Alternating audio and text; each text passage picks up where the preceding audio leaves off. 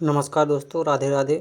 दोस्तों, बाल विकास एवं शिक्षा शास्त्र की इस कड़ी में हम आज कैरोल इजार्ड के बारे में पढ़ेंगे। दोस्तों, एमपी टेट 2022 में कैरोल इजार्ड के बारे में एक क्वेश्चन पूछा गया था कि कैरोल इजार्ड ने निम्नलिखित में से कितने मूल संवेगों का एक समुच्चय प्रस्तुत किया। तो दोस्तों, इसका आंसर सही होगा 10।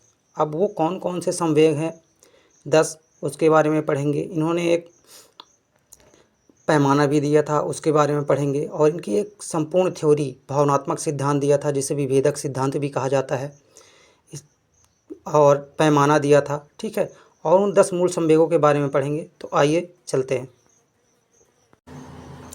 दोस्तों, कैरोल इजार्ड सिद्धांत के अनुसार भावनाएं जन्मजात होती हैं और सभी मनुष्य इन भावनाओं को अनुभव करने और व्यक्त करने के लिए तैयार पैदा होते हैं। इजार्ड ने 10 भावनाओं की पहचान की थी। दोस्तों, यही क्वेश्चन पूछा गया था, इजार्ड ने कितने भावनाओं की पहचान की थी। दोस्तों, वो 10 हैं।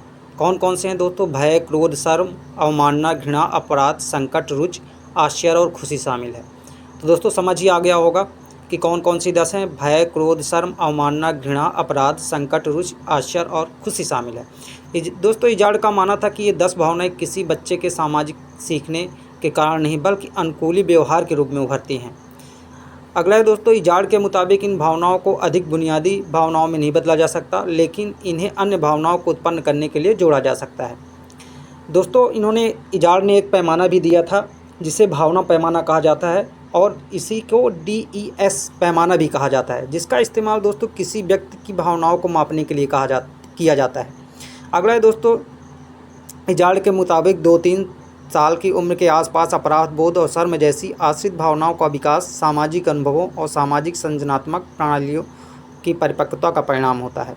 दोस्तों, तो इनके सिद्धांत से हमें ये पता चलता है कि इन्होंने 10 भावनाओं की पहचान की थी।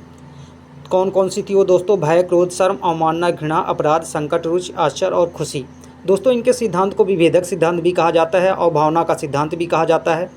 अगला है दोस्तों, इन्होंने एक पैमाना दिया था जिसे DES पैमाना भी कहा जाता है। तो दोस्तों, अब ये क्वेश्चन पूछा जा सकता है कि DES पैमाना किसने दिया था, और दूसरा पूछा जाएगा दोस्तों कि DES पैमाने से क्या मापते हैं। तो दोस्तों, DES पैमाना जो है भावनाओं को मापने के लिए किया जाता है, और इसको किसने ईजाद किया दोस्तों? इजार्ड ने। ठीक है दोस्तों, नमस्कार दोस्तों, चैनल ज़रूर सब्सक्राइब कर लीजिएगा जिससे हम अगली वीडियो अच्छे से बना पाएँ।